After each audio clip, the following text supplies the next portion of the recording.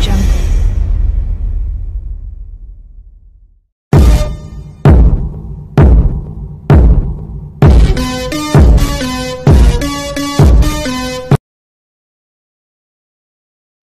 C'est le nom qui est donné au-dessus de tout nom.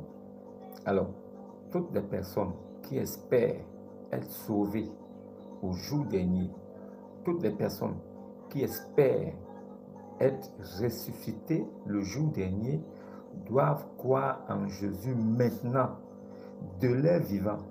Ce n'est pas à leur mort, ce n'est pas au jour de la mort, le prêtre viendra faire messe de requiem. Vous qui êtes dans des communautés où un prêtre ou un pasteur fait messe de requiem, sortez de là. Jésus ne s'y trouve pas.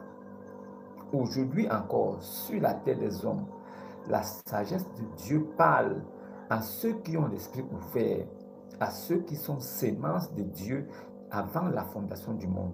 Si vous venez et que vous êtes dans une communauté, là où on baptise les bébés, et vous croyez que dans cette assemblée-là, vous pouvez être sauvé, je vous dis déjà, vous êtes condamnés. Si vous ne sortez pas de là tout de suite, vous mourrez dans ça, vous allez directement en enfer. L'enfer là a été construit pour accueillir des hommes, des démons et des hommes. L'enfer n'a pas seulement été créé pour les démons et Satan, non. L'enfer n'a pas été seulement créé pour Satan et ses démons. L'enfer a aussi été créé pour des hommes animaux que nous voyons un peu partout là. Maintenant, si vous êtes dans une communauté, là où on vous donne l'eau bénite, l'huile bénite, le sel bénite, sortez de là-bas. Christ n'est pas. Jésus a dit, Pierre, tu es pierre, sur cette pierre, je bâtirai mon église. Nous connaissons et nous savons que l'église du Seigneur Jésus est bâtie sur l'homme.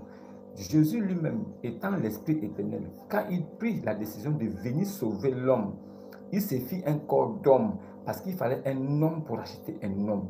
Alors lui, il a pris un corps, c'est la parole qui était Christ là. Cette parole-là s'est faite chair et est rentrée dans le monde. Elle est venue pleine de sagesse, de gloire. Cette parole s'est incrustée sur la terre.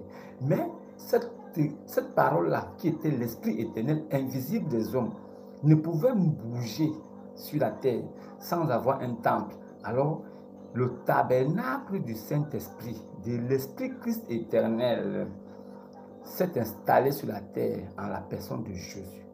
Alors, Jésus était le temple dans lequel résidait l'Esprit éternel, Christ, qui est Dieu Tout-Puissant. Alors, la parole elle-même, qui est le Logos, la parole qui est la puissance de Dieu, cette parole a été transcrite, retranscrite dans les Saintes Écritures. Aujourd'hui, nous pouvons apercevoir, nous pouvons toucher, nous pouvons être face à face avec Dieu en lisant les Écritures, les Saintes Écritures, et en persévérant dans la droiture de celle-ci, sans dévier ni à gauche ni à droite. Aujourd'hui, dans les communautés, on trouve encore des gens qui utilisent des encens et des bougies. Expliquez-moi, comment est-ce qu'à l'ère de la grâce, on peut encore utiliser des encens et des bougies, des aromates? Il y a même des encens pour chasser les démons. Certains pasteurs vendent des encens, soi-disant l'encens là chasse les démons. Ça chasse les mauvais esprits. Certains pasteurs et prêtres vendent l'eau bénite. Ils donnent l'eau bénite à leurs fidèles. Allez-y avec ça, aspergez autour de la maison. Ça va chasser les démons. Mes frères, écoutez bien mes paroles. Prêtez l'oreille, car c'est la sagesse de Dieu qui parle à travers moi. Je le dis toujours ici. Dieu est fidèle à sa parole. C'est celui qui marche selon la parole de Dieu qui est exaucé. C'est celui qui marche selon la parole de Dieu qui est véritable enfant de Dieu. Mais ça ne veut pas dire que lui aussi ne peut pas chuter. Ça ne veut pas dire que lui aussi ne peut pas tomber. Même s'il tombe, la parole qui est en lui, qui le maintient en vie pour l'éternité, restera toujours. Et c'est cette parole-là qu'il va le ressusciter à la mort. Voilà pourquoi les vrais chrétiens, les chrétiens véritables, ne passeront jamais devant le trône blanc. Celui qui attend la résurrection peut être sauvé. Il est déjà condamné. parce qu'il croit qu'avec ses bonnes œuvres, il pourra être sauvé. Non, moi je vous dis, et je le dis ouvertement, que c'est maintenant qu'il faut être sauvé. C'est maintenant que l'homme peut être sauvé. C'est maintenant qu'il faut croire en Jésus. Et c'est maintenant qu'il faut prendre son baptême au nom du Seigneur Jésus pour le pardon et la repentance, pour la vie éternelle, pour obtenir le salut éternel. Maintenant, si vous êtes dans une communauté là où on baptise les bébés, venez m'expliquer en quoi le bébé a cru. Pour que vous puissiez baptiser un bébé, il faille que le bébé ait cru. Il faut que le bébé ait cru au préalable. Alors, en quoi le bébé a cru pour prendre le baptême? C'est la question que je vous pose. Moi, je pose d'abord les fondements, parce que je vais rentrer dans un cadre bien précis et j'aimerais que vous compreniez pourquoi je fais cette démarche. Je fais cette démarche pour vous rappeler quelque chose. Le mariage selon Dieu ne concerne pas les catholiques. Le mariage selon Dieu ne concerne pas les assemblées de Dieu. Le mariage selon Dieu ne concerne pas les témoins de Jéhovah. Le mariage selon Dieu ne concerne pas les évangélistes, les faux squares, les branhamistes. Le mariage selon Dieu ne concerne pas les fausses doctrines que vous voyez un peu partout avec l'Église catholique en tête de liste. L'Église catholique est l'Église de la perdition des Romains installés. Alors, c'est comme si la perdition, l'abomination de la perdition, de la désolation était installée en lieu saint. Mais ce n'est pas le cas. C'est la mosquée d'Oumar qui est installée en lieu saint, en lieu et place du temple de Salomon qui est l'abomination de la désolation. Alors, Jésus a dit, quand vous verrez l'abomination de la désolation installée en lieu saint, alors sachez que la fin est proche. Nous savons que la fin est proche. Mais que signifie la fin est proche pour Dieu? Est-ce que quand Dieu dit la fin est proche, ça veut dire que c'est dans 10 ans, c'est dans 20 ans? Non.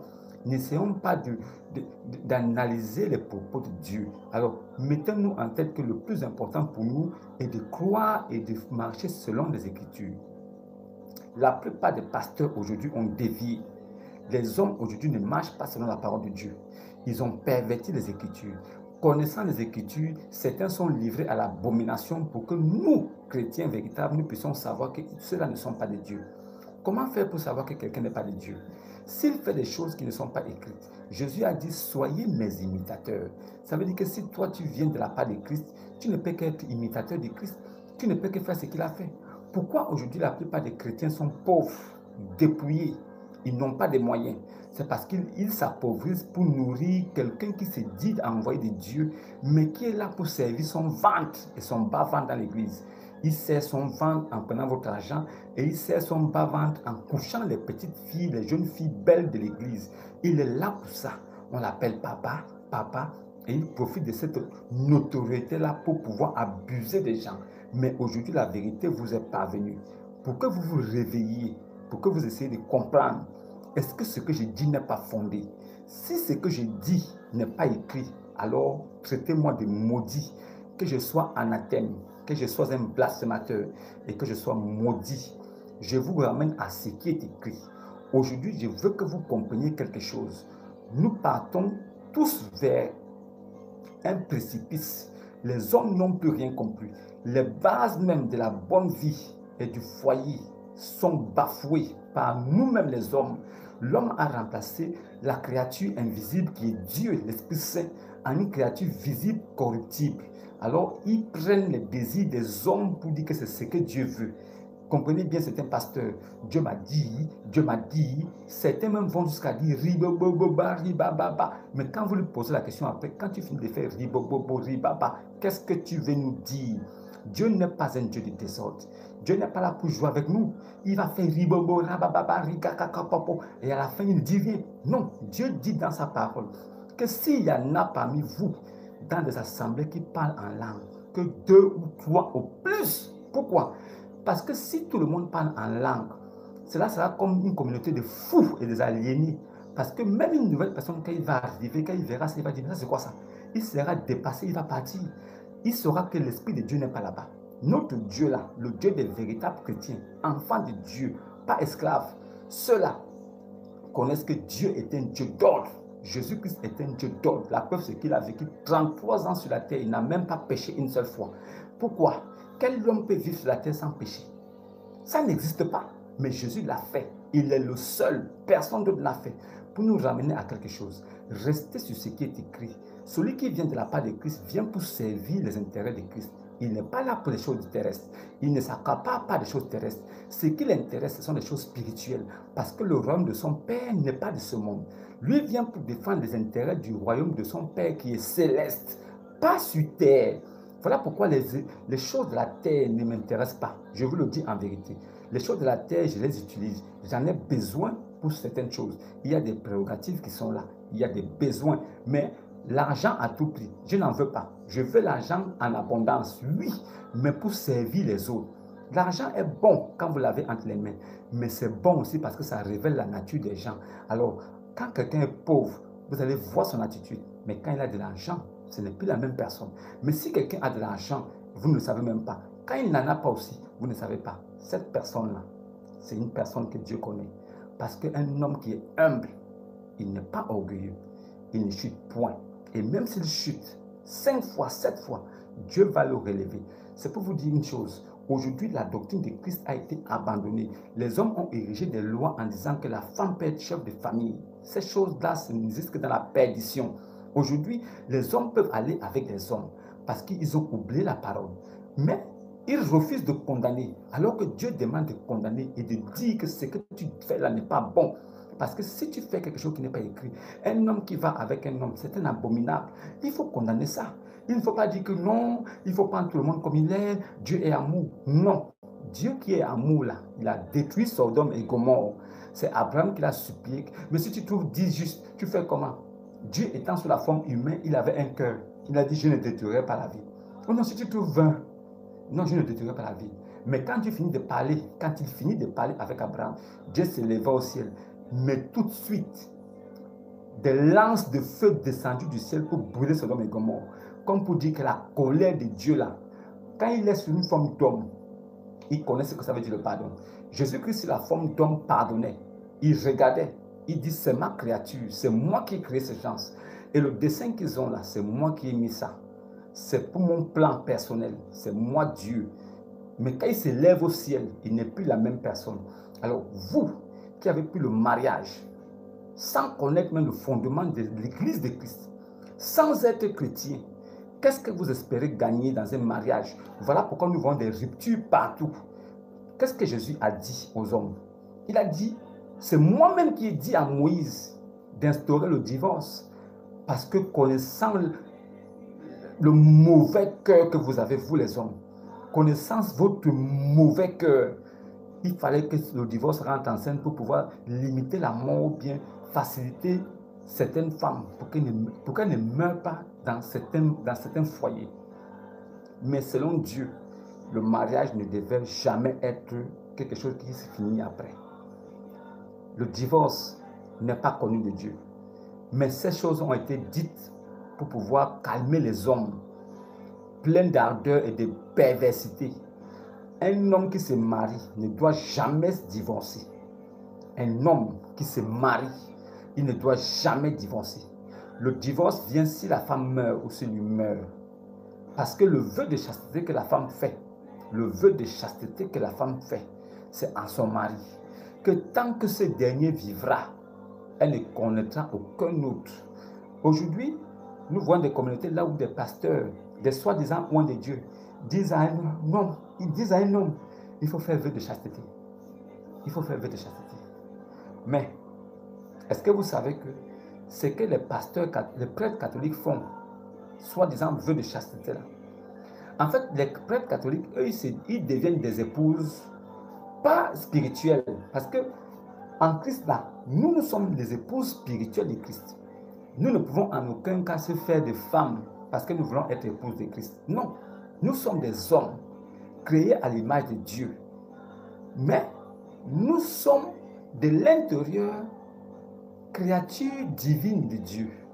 C'est cette partie-là qui peut hériter le royaume des cieux. Alors, si nous, aujourd'hui, nous divorçons d'une personne, Romains 11 au verset 32 est clair. C'est pourquoi l'homme quittera son père et sa mère, s'attachera à sa femme, et les deux deviendront une seule chair. Une seule chair dans quel sens? Les deux là, ils ne sont plus deux, mais ils sont un. Ils sont un seul être. Ils sont devenus une seule chair. Cela signifie que ce que l'homme fait, la femme est avec l'homme. Ce que la femme fait, l'homme est avec la femme. La façon dont l'homme s'aime, c'est comme ça qu'il garde sa chérie. La façon dont madame est là, c'est comme ça qu'il garde son homme. Les deux n'ont pas de secret. Ils vivent en se battant pour le bonheur de chacun. L'homme se bat pour le bonheur de la femme se bat pour le bonheur de l'homme. Alors, dans l'institution du mariage, selon Dieu, l'homme doit aimer sa femme comme Christ a aimé l'Église. L'homme, il reste le chef de la femme, pas le chef dans l'autorité pour commander, mais le chef parce que c'est lui qui est debout, c'est lui qui va vers la femme, c'est lui qui entame les démarches, c'est lui qui dote la femme et c'est lui qui dépose sa semence dans le ventre de la femme et la femme porte la semence de l'homme. La femme est là pour perpétuer la semence et ça veut dire que pour perpétuer la semence de l'homme. La femme a été conçue pour être une aide pour l'homme. Alors, elle vient pour aider l'homme dans des tâches et aussi pour sa procréation. Ne croyez pas un seul instant que le mariage, c'est pour ceux qui sont dans les catholiques, les protestants. Ça, c'est le mariage des hommes. Voilà pourquoi la plupart ne durent pas. Et par coup de chance, certains durent. Je vais vous expliquer pourquoi. Un homme qui ne connaît pas réellement Dieu, qui ne connaît pas Christ, alors lui, il veut se marier. Il se marie sur quelle base? L'apôtre Paul a dit, maintenant, faites tout dans le nom du Seigneur Jésus-Christ. Tout ce que vous ferez, mettez ça dans le nom de Jésus. Ça veut dire quoi tout ça? Qu'est-ce que signifie tout ce que vous ferez, faites-le au nom de Jésus? Ça veut dire que tous les engagements de la vie, toutes les choses importantes que nous pourrions faire sur la terre, nous devons le mettre dans le nom de Jésus. Pourquoi? Parce que c'est Jésus qui est le Dieu, le grand Dieu tout-puissant et la vie éternelle. C'est lui. Si nous vivons, c'est en lui que nous vivons. Si nous vivons là, ce n'est plus nous qui vivons, mais c'est lui qui vit en nous. Cela signifie quoi? Quelqu'un qui a la crainte de Dieu, un homme qui craint Dieu, un homme qui a peur de Dieu, il ne peut pas s'engager dans le mariage sans interroger Dieu, sans demander à Dieu, est-ce que je peux me marier? Qu'est-ce que je dois observer dans le mariage? Qu'est-ce que signifie le mariage? Cette institution-là, si je m'engage là, qu'est-ce que je dois faire? Qu'est-ce que je dois faire? Quels sont les droits et quels sont les devoirs?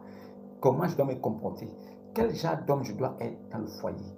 Est-ce que je dois être celui qui porte le jupon ou la culotte? Qui est l'instigateur du bonheur de la famille? Qui est le chef de la famille? Le mariage, c'est pour des enfants de Dieu. Un homme qui connaît Dieu, il peut garder son foyer intact. Un homme qui a connu Dieu, il est capable d'avoir un foyer impeccable et pour l'éternité. Voilà pourquoi le mariage a été institué pour les hommes de Dieu. Un homme qui ne connaît pas Dieu, ce n'est même pas la peine. Je vous explique pourquoi. Quelqu'un qui connaît Dieu, il ne peut pas frapper sa femme. Un homme qui a connu Dieu, il ne frappe pas sa femme. Il ne la maltraite pas. Un homme qui a connu Dieu, il fait tout en demandant à sa femme, qu'est-ce que tu penses de ceci? Tous les projets sont sur la table. J'ai envie de faire ceci. Quel est ton avis? Même s'il sort avec ses amis, il appelle madame. Avant 20 h, madame, tu es où? Je suis avec des amis, tout ça. Est-ce que tu peux venir nous rejoindre parce que je veux rentrer un peu plus tard? Viens nous rejoindre comme ça. Nous pouvons passer ensemble quelques temps avec eux et tout et rentrer à la maison. Si la femme dit je ne veux pas, il est 19 h, vraiment il faut qu'à 20 h tu sois à la maison. Alors monsieur, tu dois prendre un taxi à 19 h 30 et retrouver ta moitié à la maison. Pourquoi je le dis? Comment toi tu peux te retrouver assis avec des potes en train de papoter, rigoler pendant qu'elle est à la maison et t'attend? Pourquoi? Te souviens-tu qu'au départ, quand tu l'amenais dans des restaurants, te souviens-tu quand tu l'amenais manger dans des fast-food, dans des grands restaurants, dans des endroits luxueux? Te souviens-tu quand tu l'amenais en balade? Te souviens-tu quand tu lui offrais des cadeaux? Tu l'amenais se balader, tu l'amenais en voyage parce que tu voulais la séduire? Te souviens-tu de ces choses-là? Quand tu l'as épousée maintenant, elle devient un objet d'ornement de ta maison. Pendant ce temps, toi, tu papotes dehors. Tu es tout le temps dehors. Tu finis le boulot à 15 h, 16 h, mais tu rentres à 22 h, 23 h. Et toi, tu dis que tu es marié. Qui t'a donné ce mariage? Tu es marié selon vous les hommes, mais tu n'es pas marié selon Dieu. Selon Dieu là, l'homme devient une même chair avec sa femme. Cela signifie quoi? Cela signifie que ce que tu veux faire, c'est d'un commun accord avec madame. Est-ce que madame est d'accord du fait que tu restes dehors jusqu'à 22h, 23h pendant qu'elle t'attend à la maison? Tu lui crées une nuit blanche, une insomnie, parce que toi tu traînes dehors. Quel est le plaisir que tu auras dehors que tu ne peux pas avoir à la maison? Est-ce que tu as un programme fixe avec madame? Est-ce que vous planifiez vos sorties pour que tu dises, mon bébé, on sera demain dehors à telle heure? Est-ce que demain on peut aller se balader à tel moment, tel moment? Pourquoi toi tu veux être dehors en train de t'amuser et elle est à la maison? Quoi? Il n'y a que toi qui connais les bonnes choses dehors, elle ne connaît plus. Le fait que tu l'aies épousée, elle ne connaît plus les bonnes choses, quoi. Non, il faut qu'elle reste à la maison avec les enfants. Toi aussi, tu dois rester à la maison avec les enfants. Pourquoi est-ce que c'est elle qui doit rester à la maison avec les enfants, les éduquer? Mais toi, tu es dehors en train de papoter, de boire des bières. Parce que tu te dis que tu es l'homme, il faut que tu te pannes de Romains 11, verset 32. Que l'homme quittera son père et sa mère et s'attachera à sa femme. À sa femme, les deux devenant une seule chair. Une chair, ça veut dire que les deux ne sont plus deux êtres, mais ils sont un seul. Ils sont devenus une seule chair, un seul être. Alors, à partir de là, quoi que vous engagez de faire, vous deviez vous associer avec madame. Tout se fait maintenant en association. Pourquoi je le dis? Parce que si vous êtes célibataire, vous prenez les décisions que vous voulez. Personne ne viendra vous demander des comptes. Mais dès que vous êtes engagé dans le mariage, vous avez des comptes à rendre à votre femme. Vous avez des comptes à rendre à votre mari. Vous devez lui poser des questions. S'il n'est pas là, vous lui demandez, chérie, tu n'es pas là, tu es où? Il faut qu'il soit à la maison pour le dîner. Un homme responsable doit être à la maison pour le dîner avec sa femme. Même vous les femmes qui travaillez maintenant là, voilà pourquoi dans les foyers aujourd'hui on constate quelque chose. La plupart des femmes qui travaillent, l'homme travaille, ces foyers là, les enfants sont toujours mal éduqués. Les enfants sont toujours des bandits. Ils ne diront jamais aux parents ce qu'ils sont devenus, mais les parents vont constater ça plus tard. Parce que maman n'est pas là pour tenir la maison quand papa n'est pas là. Papa est au boulot pour chercher l'argent. Maman est aussi au boulot pour chercher l'argent. Les enfants sont abandonnés. Qui éduque ces enfants-là? Qui les surveille? Qui les suit? Toi, le père, tu n'es jamais là. Tu rentres à 23 h 24 h quand les enfants dorment. Tu n'es même pas au courant de tes enfants. Tes enfants grandissent, tu ne les vois même pas. Tu les vois déjà grands devant toi parce que toi, tu rentres toujours tard. Tu vas faire 2 ans, 3 ans, tu rentres tard. L'enfant grandit. Après, oh, tu es déjà grand, oh, tu es déjà, oh. Mais c'est ton enfant qui est là. Il ne reçoit rien de toi. Un père qui n'est jamais à la maison, qui est infidèle, qui passe son temps dehors. Et il dit qu'il est marié. Moi, je ne te connais pas. Si tu dis que tu es marié, je reconnais, selon les institutions des hommes, tu es marié. Mais selon les saintes écritures, la descendance de Dieu, tu n'es pas marié. Tu fais du banditisme et du vagabondage. Tu n'es pas marié. En fait, tu es un petit garçon de 18 ans dans un corps d'un papa de 40 ans. Sinon, tu es un vieux. Tu es un vieux petit. Parce que tu n'es même pas un exemple. Parce que moi, avant, je pensais que la vieillesse était la sagesse. Avant de me rendre compte que nous vivons dans un monde où les plus vieux sont les plus pervers. Faites attention aux vieux. Ils sont pervers et ils sont bizarres. Vous serez très surpris de leurs commandements, de leur comportement. Ne suivez pas les blancheurs de leurs cheveux. Vous allez être très, très surpris. Malicieux, vicieux, ça là, ce sont les premières qualités qu'ils transportent avec eux. Faites très attention. Le mariage concerne les vrais chrétiens. Ceux qui se marient, qui ne sont pas chrétiens, vraiment, beaucoup de courage à vous. Vous avez des efforts à faire parce que vous ne connaissez pas Dieu. Alors, celui qui a la lumière, la vérité et la vie, c'est Dieu. Si tu n'as pas Dieu, tu vis dans un monde de ténèbres, tu es un ténébreux.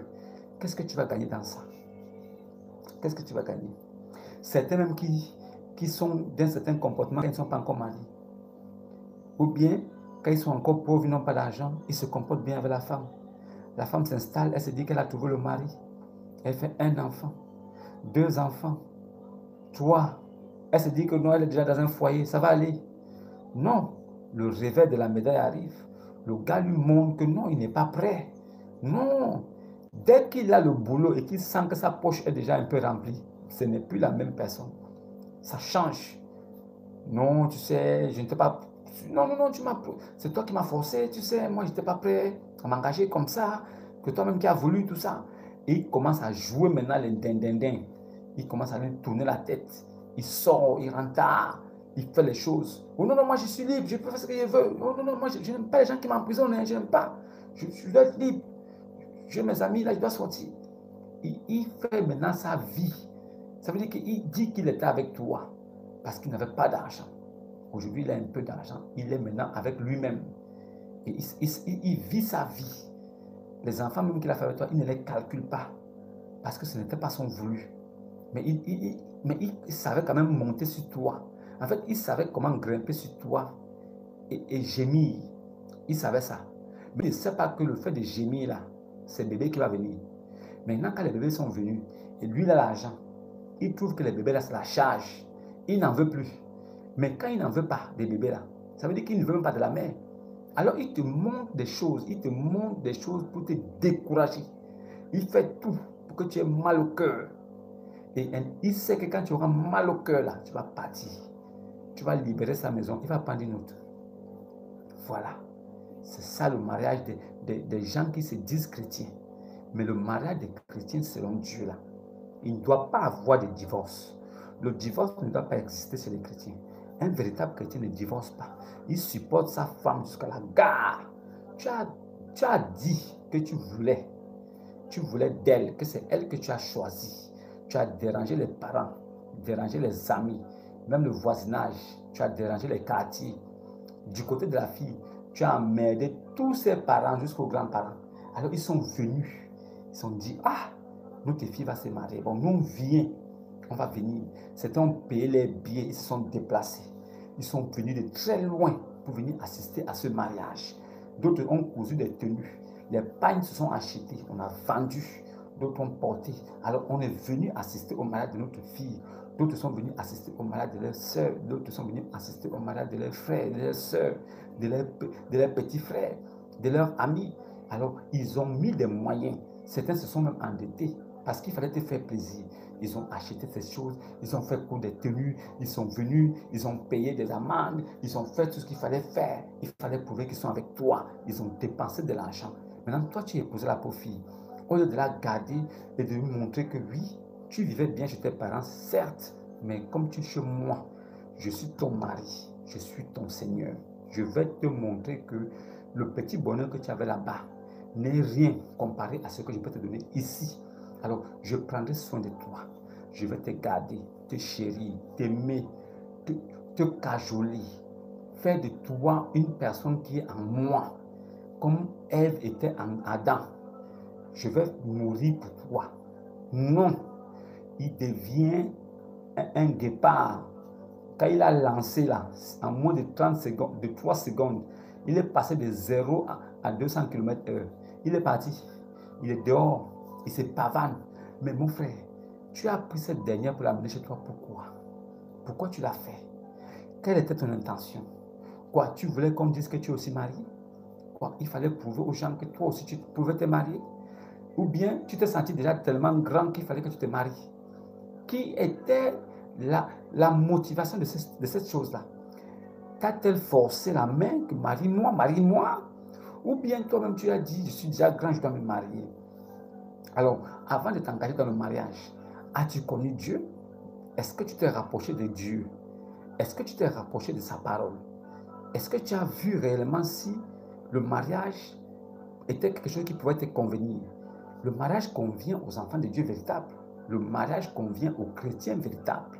Les véritables enfants de Dieu sont concernés par le mariage, car c'est un commandement du Seigneur. L'homme doit quitter son père et sa mère et aller s'attacher à sa femme. Alors, si toi tu quittes maintenant ton père et ta mère et tu vas t'attacher à ta femme, d'accord, mais si tu t'attaches à elle, est-ce que tu ne dois pas devenir une même chair avec elle? Est-ce que tu ne dois pas la chérir? Pourquoi vous maltraitez les femmes comme ça? Pourquoi vous les frappez? D'autres hommes vont même jusqu'à frapper les femmes. Ils frappent.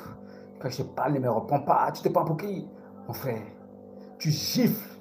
D'autres même donnent des coups de poing. Est-ce que tu peux frapper un homme comme toi de la même façon? Est-ce que tu peux aller au dehors là?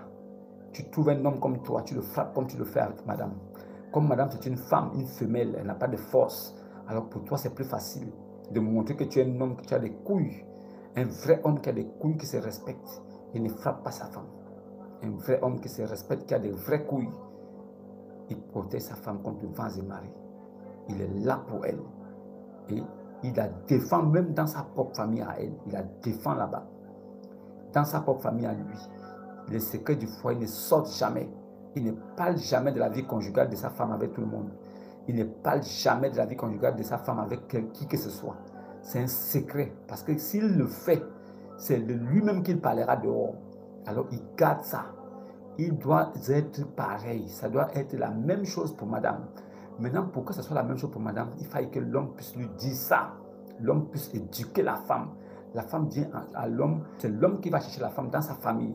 Elle a une certaine éducation là-bas. Et il l'amène dans sa famille à lui.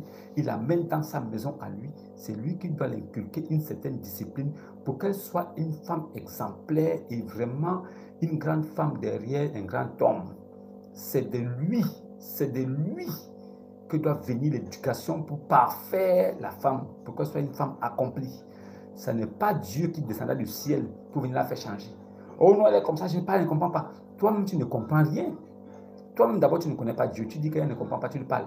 Pourquoi toi, tu veux qu'elle change? Est-ce que toi, tu as changé? Pourquoi toi, tu ne changes pas? Tu dis, il faut qu'elle change, mais est-ce que toi, tu changes? Tu as de la chercher, tu la déposes à la maison, toi, tu es dehors. Tu te balades dehors, tu bois le vin, tu te balades, tu fais tout. Elle est à la maison. Tu rentres vers 23h, sentant l'alcool, tu viens l'importuner. Tu viens créer la zizanie à la maison. Dès que tu arrives, tu es nerveux. Parce que la petite qui est dehors là-bas t'a pris la tête. Tu penses que comme elle t'a pris la tête, tu commences à penser même que celle de la maison doit partir pour qu'elle te libère. Comme ça, celle-là vient aussi.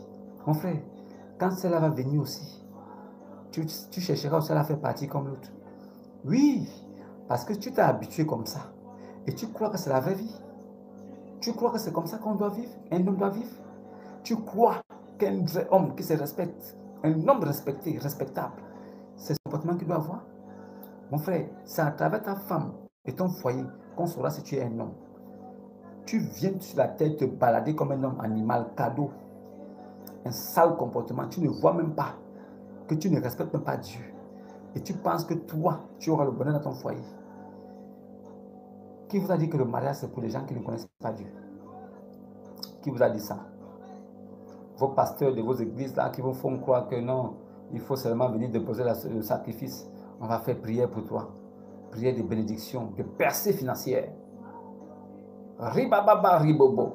Ou bien dans vos communautés là où le pasteur se lève comme ça. Dieu m'a dit, Sœur Thérèse, ton mari c'est Sœur Benoît. Sœur machin, ton mari c'est Frère Francis. C'est Dieu qui m'a dit. Ils se mettent ensemble. Oh non, non, il faut rester comme ça. Sans faire sexe. Jusqu'au mariage. Le mariage là, avant d'aller faire les cérémonies et payer la dot, l'homme doit aller avec la femme. Il doit aller voir si c'est du bon. Avant de s'engager dans le mariage, un homme doit d'abord tester le way pour voir si c'est bon. Si vraiment il peut garder ça bien à la maison. Si tu ne testes pas, si tu n'as pas le temps d'observer, de voir et d'apprécier que c'est vraiment du bon, tu peux soulever une travestie, tu mets à la maison. Tu peux soulever un demi-homme à la maison. Tu peux voir une femme bien là, c'est un homme. Il a un truc en bas qui pend comme ça. Maintenant, toi, tu soulèves ça parce que tu t'es déjà marié. Oh non, il faut d'abord se marier. Maintenant, après le mariage, quand tu l'amènes maintenant dans la chambre de noces, tu vas découvrir que ces garçons comme toi, tu fais comment? Vous, vos pasteurs là, vos faux pasteurs, faux ouins là, qui disent que non, avant de... Non, vraiment le mariage, si vous connaissez, vous devez rester comme ça. Il faut d'abord attendre. Après le mariage, tu vas consommer l'union. Mais si après le mariage, tu vas trouver que là-bas c'est gâté, tu fais comment? Si après le mariage, tu découvres que là-bas c'est déjà foutu, tu fais comment? Les hommes ne sont pas là pour prendre les pourritures. Hein? Non, non, non. Tu ne peux pas traîner ta bosse partout, partout, partout. Et après, tu viens avec ça pour que moi je prenne. Jamais. Moi, je prends ce qui est neuf dans le carton. C'est ce que moi je veux. Je veux ce qui est neuf. Maintenant, si toi, tu aimes ce qui est mauvais, qui est déjà touché, prends ça. Mais moi, je veux chaussure là, qui m'a pointu bien là. Mon pied rentre dedans correctement. C'est ce que moi je cherche. Voilà pourquoi, selon Dieu, avant qu'un homme s'engage dans le mariage, il faille d'abord qu'il a testé. C'est quand il teste, il voit que c'est bon. Lui-même, il sort, il dit c'est bon. Allez, il lance maintenant les hostilités. Mariage, dot et tout le reste. Cérémonie de mariage va suivre, la dot suit. Parce qu'il a goûté, il a vu que c'est bon. Ne vous engagez jamais avec des femmes sans d'abord au préalable avoir goûté pour voir si c'est bon avant de partir. Parce que selon les Écritures, là, l'homme, il prend, c'est-à-dire que ça se passe même dans la maison de la famille de la fille. Avant que l'homme n'engage la dot et les cérémonies, il va avec la fille dans la maison de ses parents. Dans la maison des parents de la fille. Il la connaît là-bas. Il couche avec elle là-bas. Et il découvre que c'est du bon là-bas. Après, maintenant, il sort pour dire c'est du bon. Lui, il a confirmé que le produit est bon. En ce moment-là, il a la fierté d'engager la dot, les cérémonies du mariage. Mais dans vos communautés, des hommes, des menteurs qui sont partout là, ils vous font croire le contraire. Qu'est-ce qu'ils font? Ils vous disent que non, vous devez faire vœu de chasteté jusqu'au mariage. Donc toi, l'homme, tu ne connais pas comment la femme est. Tu ne sais même pas si c'est déjà bousillé ou pas. Tu ne sais pas si c'est gaspillé ou pas. Tu es là en attente. La femme aussi, elle ne sait pas si l'homme, ça se lève. Elle ne sait pas si c'est un hémorroïdaire, si c'est quelqu'un même qu'on pousse, boum, boum, il ne demande pas. Elle ne connaît pas. Elle est seulement là d'attendre. C'est après le mariage qu'on va connaître qui est qui. C'est après le mariage qu'on va connaître qui est qui. C'est comme ceux qui disent que c'est après la mort qu'on va connaître qui est qui. Je vous dis non. C'est vivant qu'on connaît qui est qui. Celui qui a cru en Jésus vivant, il a pris son baptême vivant. C'est lui-là qui sait qu'il est déjà sauvé. Ce n'est pas le jour de la mort. Ce n'est pas quand il va mourir, il ira voir là-bas. Si on vous dit, si dans une communauté on vous dit non, c'est après votre mort que vous serez si vous êtes sauvé. Vous êtes déjà condamné. Vous êtes déjà condamné. Jésus a dit, celui qui croira sera sauvé. Celui qui croira sera sauvé. Ça veut dire que dès que tu as cru, tu es sauvé tout de suite. Ce n'est pas demain, c'est à l'instant. Tu ne viens point en jugement. Tu es passé de la mort de l'âme à la vie éternelle en Christ. Tu deviens co-héritier avec Christ. Donc ça veut dire que tu ne connais même plus ce qu'on appelle le jugement dernier. Tu es sanctifié et justifié par la parole. Fin. Toi qui dis que on attend. En tout cas, c'est le jugement dernier qu'on saura, non. Le jugement dernier là, c'est pour les mécréants, pour les gens qui n'ont pas cru, pour les gens qui sont dans les doctrines des hommes là, pour les gens qui sont dans les assemblées de Dieu, dans les églises catholiques, branhamistes, églises protestantes, les christianistes célestes, les témoins de Jéhovah. C'est pour eux ça. Et les impies, et les païens, et les athées, ça c'est pour eux. Mais les chrétiens véritables, ils sont déjà sauvés. Ils ont la certitude en eux qu'ils sont sauvés. Voilà pourquoi eux ils jugent de tout et ils ne sont point jugés. C'est ce que nous sommes. C'est ce que nous sommes. Voilà pourquoi je dis que si moi je suis marié, avant même de me marier, comme la vérité m'est parvenue et que je connais les Saintes Écritures, je peux vous dire avec fierté que le mariage là, on ne doit pas divorcer qu'on s'engage. Voilà pourquoi avant de s'engager, il faut être sûr de la personne qu'on va épouser. Pour être sûr de la personne qu'on va épouser, il faut faire une enquête de moralité d'abord de la fille. La fille doit aussi faire une enquête de moralité de l'homme. Alors, chacun de vous doit se rassurer que celui que je vais prendre là, il connaît vraiment Dieu. Est-ce que ton mari connaît Dieu? Est-ce que ton futur mari connaît Dieu? Toi, est-ce que ta future femme connaît Dieu? Est-ce qu'elle connaît Dieu? Si elle ne connaît pas Dieu, toi l'homme, tu l'amèneras à connaître. Voilà pourquoi je m'appuie plus sur l'homme, parce que c'est lui qui est le socle, c'est lui qui est le sceau du foyer. Je m'appuie sur l'homme, parce que c'est l'homme qui est la force. C'est l'homme qui est la force d'un foyer. Je m'appuie sur toi. Est-ce que toi, tu connais Dieu? Est-ce que tu connais Dieu? Tu l'as connu? Si tu ne le connais pas, alors reviens aux Saintes Écritures. Viens poser des questions en ce qui concerne Dieu. Je vais te donner les réponses que tu veux et les réponses que tu ne veux pas aussi. Mais je te donnerai les réponses qui font partie de la vie et qui sont la vérité de la vie. Je ne te donnerai pas une réponse pour te faire plaisir. Car mon but n'est pas de faire plaisir ou de plaire aux gens ici. Mon but est de vous dire la vérité de Dieu. Celui qui écoute, c'est bon. Celui qui n'écoute pas, ce n'est pas mon affaire. Moi, je vous dis seulement la vérité. Le mariage, là, c'est une union. Alors que personne ne sépare ce que Dieu a uni. Quand Dieu parle comme ça, là, la parole de Dieu est révélée comme ça. Toi, un homme mortel, éphémère, vanité, qu'est-ce que tu dis de ça? Que aucun homme ne sépare ce que Dieu a uni. Que aucun homme. C'est un impératif. Que aucun homme ne sépare. Maintenant, vous vous mariez. Vous vous séparez après 2 jours, 3 jours. Après 2 mois, 3 mois, 4 mois, 5 mois. Après 1 an. Sur quelle base? Vous vous êtes marié, pourquoi? Qui vous a motivé à vous marier? Toi, l'homme qui allait prendre la pauvre fille pour venir la frapper chez toi. Pourquoi tu l'as épousée? Elle t'a demandé quoi? Mais tu es l'homme. Tu dois savoir réellement ce que tu veux. Le mariage, c'est un engagement unique jusqu'à la gare. On s'engage dans le mariage une bonne fois pour toutes, on ne revient plus là-dessus. Vous remplissez les tribunaux pour nous fatiguer. Et la plupart des gens qui divorcent là-bas, ce sont des soi-disant chrétiens. Je suis chrétien, je suis chrétien. Nous sommes chrétiens. Le pasteur avait dit qu'en fait, je fais des chastetés. Je suis parti comme ça. Moi, je ne connaissais même pas. Un an après, quand on est parti à la nuit des noces, j'ai remarqué que ça ne se levait pas. J'ai tout fait. J'ai même bougé, ça ne se levait pas. Maman, pourquoi tu as accepté d'aller jusqu'à la noce avec lui sans avoir d'abord essayé pour voir si c'est bon avant de signer le papier? On s'engage d'abord, on voit si c'est bon. Après, on signe parce qu'on a confirmé le produit.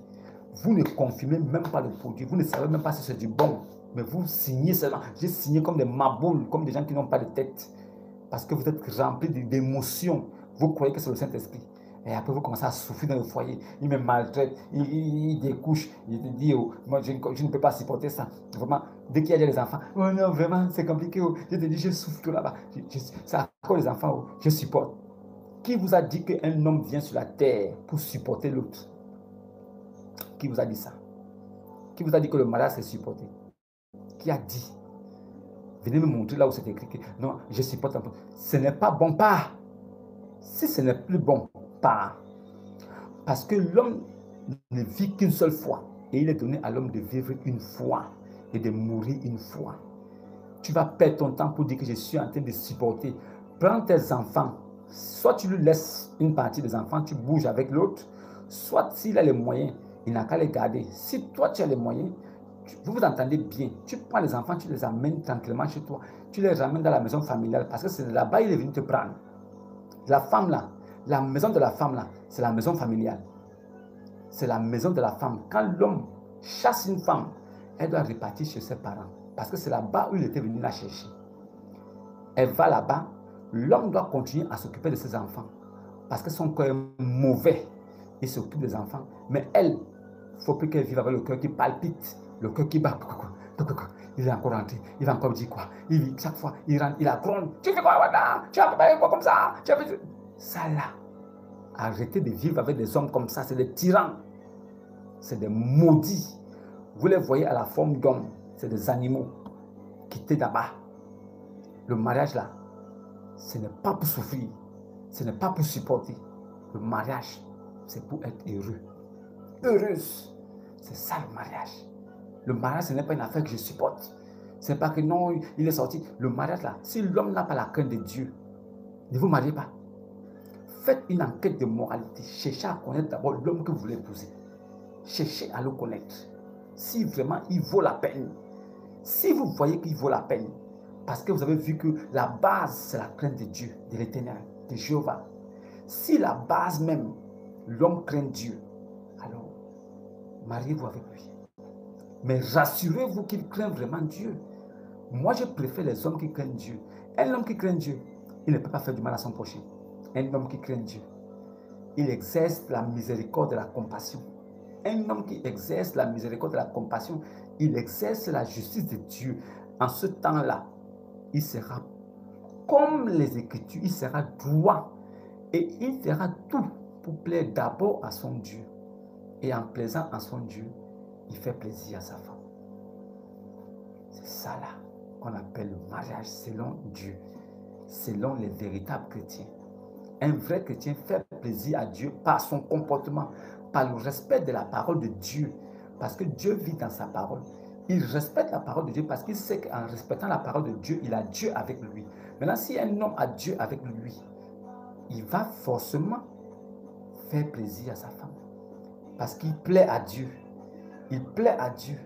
Il veut plaire à Dieu. Il ne veut pas passer pour un enfant de la perdition. Alors, il fait tout pour ressembler à un enfant de Dieu, de son Père, plein de gloire, parce que Dieu est plein de gloire. Alors, nous qui sommes la représentation de la gloire de Dieu en tant qu'homme, nous devons représenter Dieu valablement sur la terre, parce que Adam a été créé pour être le chef de la création. Nous sommes descendants d'Adam et nous sommes fils d'Abraham par adoption, par la foi. À cause de ça, nous devons être des exemples de vie. Le chrétien doit être un exemple de comportement de vie. Un chrétien doit être l'exemple même de Dieu. Voilà pourquoi Jésus-Christ a appelé les chrétiens. C'est moi, n'est-ce pas moi qui ai dit vous êtes des dieux. Nous les enfants de Dieu, les véritables, nous sommes des dieux avec petit d. Alors, comment devons-nous nous comporter? Nous devons être des exemples en toutes choses, que les hommes reconnaissent que réellement les enfants de Dieu sont sur la terre. Toi et un païen, vous êtes pareil. Tu pries dans une assemblée, tu dis que tu es chrétien. C'est que le païen fait, il tape sa femme. Toi, tu dis que tu es chrétien, tu tapes ta femme. Le chrétien découche. Le païen découche, un athée, il est dehors, il fait la fête, il rentre bourré, il fait le désordre à la maison. Toi, tu dis que tu es chrétien, tu fais la même chose. Entre toi et lui là, qui est vraiment chrétien? Ou bien vous êtes pareil, sauf que vous êtes juste dans deux cellules différentes.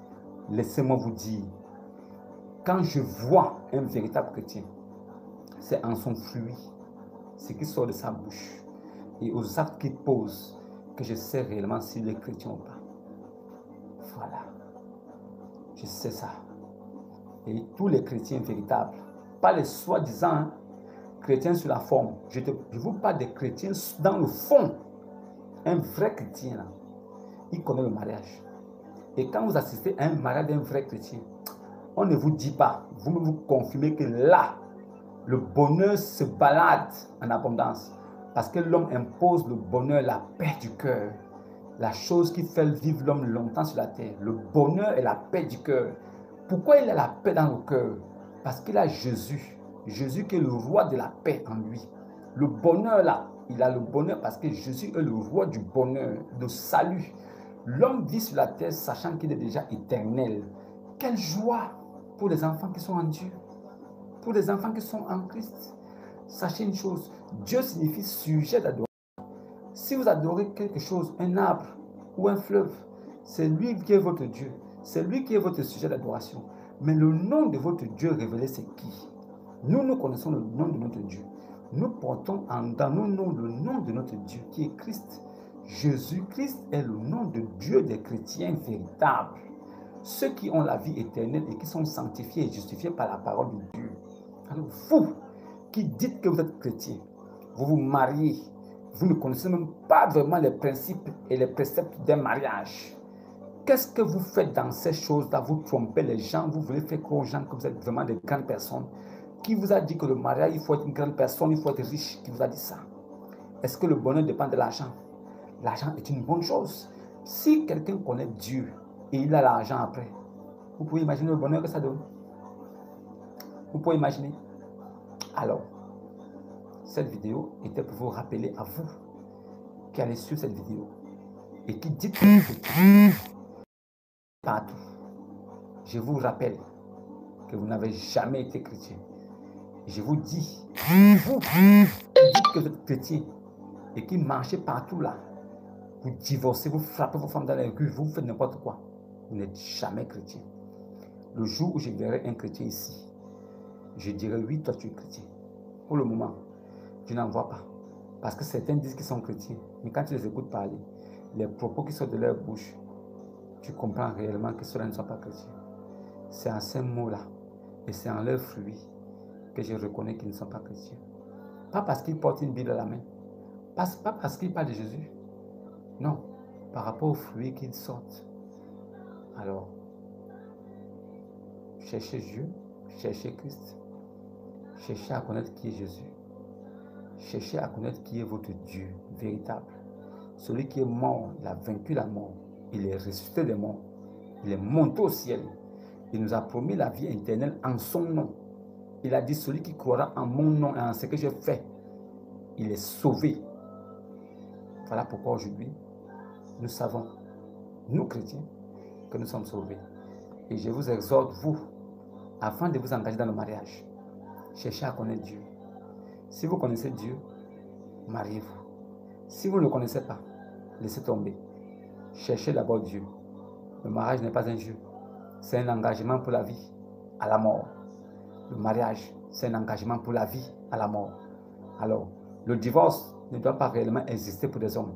Pour les vrais chrétiens, le divorce ne doit pas exister pour les vrais chrétiens. Alors, sachez une chose. La vérité et la lumière. ce n'est qu'en Jésus que vous pouvez l'avoir. Alors, j'espère que je me suis fait comprendre.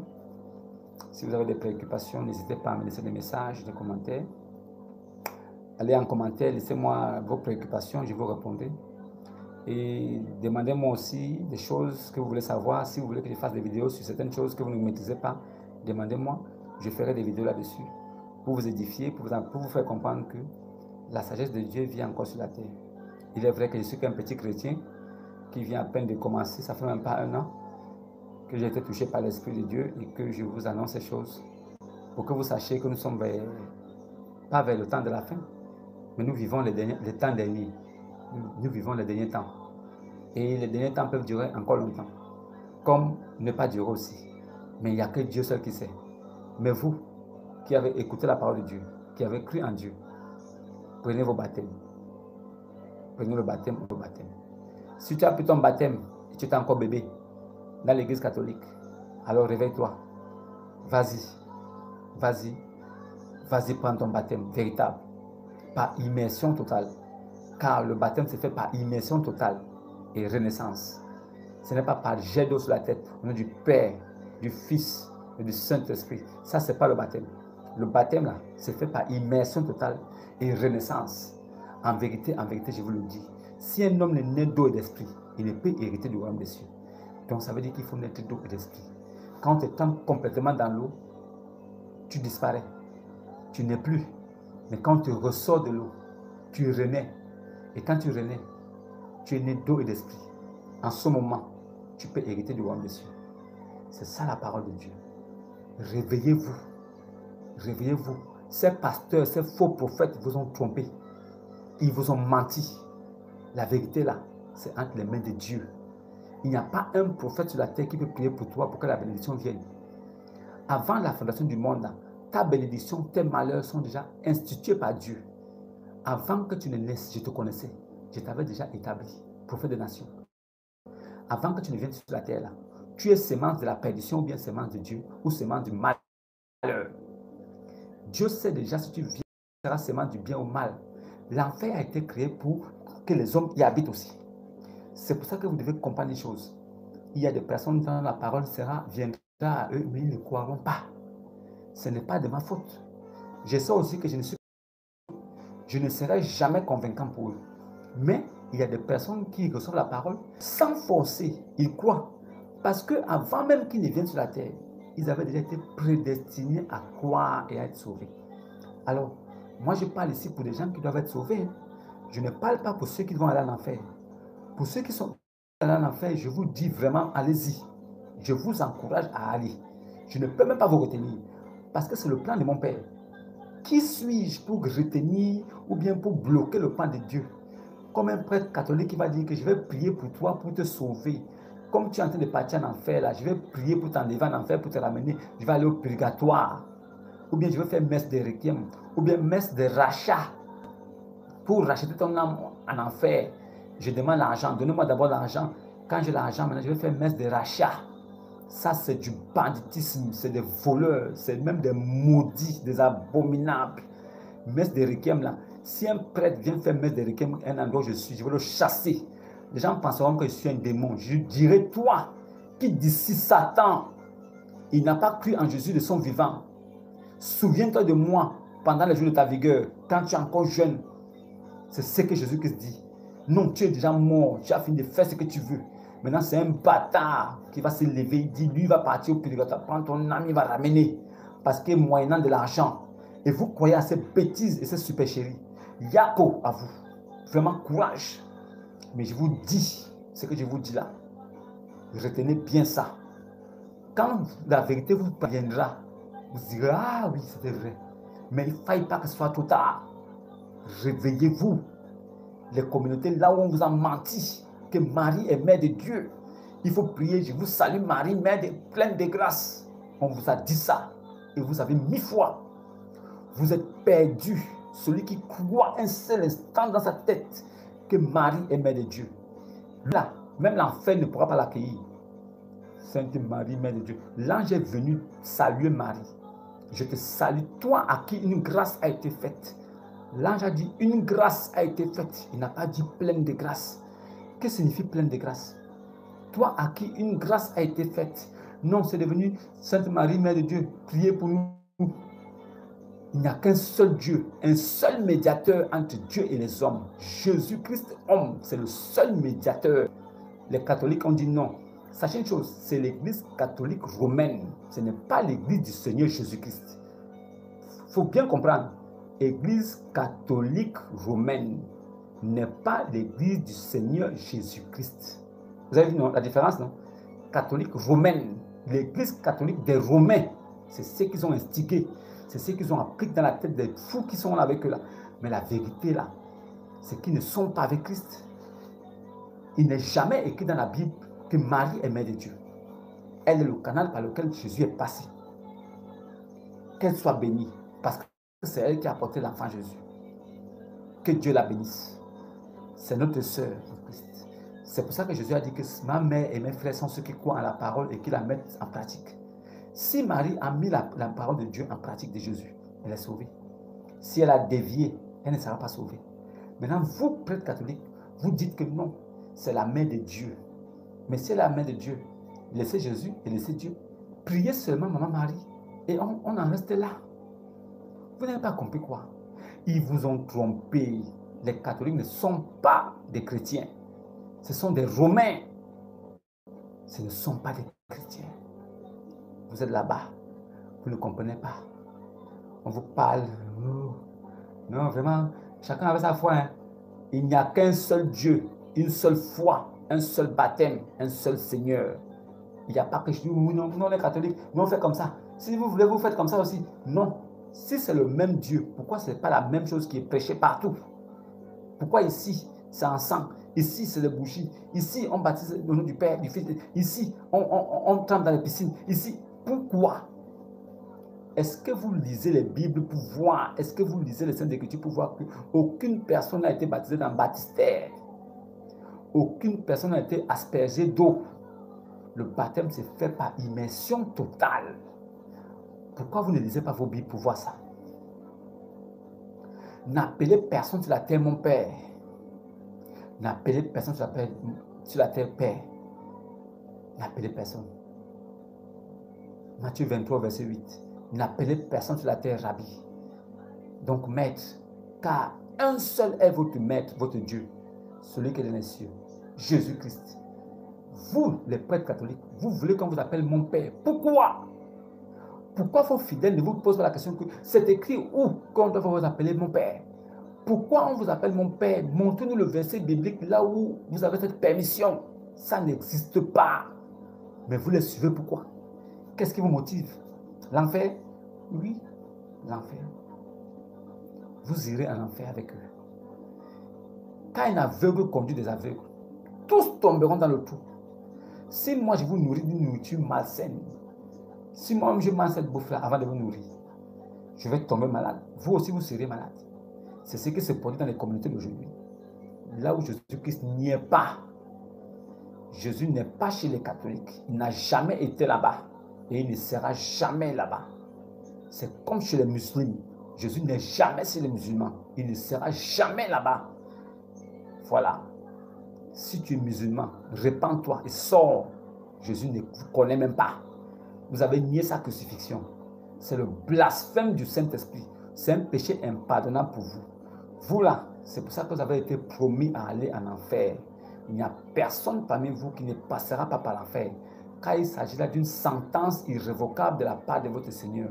Et ensuite, nous y délivrons ceux qui étaient pieux. Il dit d'abord qu'il n'y a personne parmi vous qui ne passera pas par l'enfer. Donc c'est un passage. Et à la fin, il dit maintenant, nous y délivrons. Ça veut dire qu'il va délivrer pendant que vous serez sur le passage.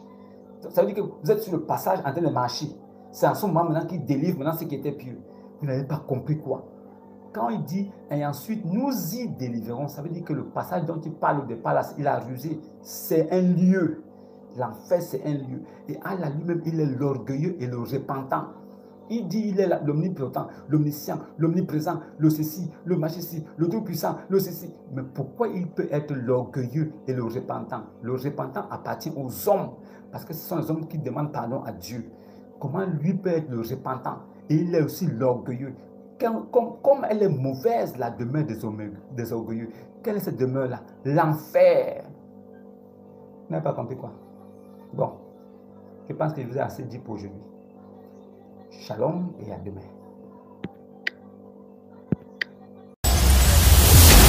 Audio Jungle.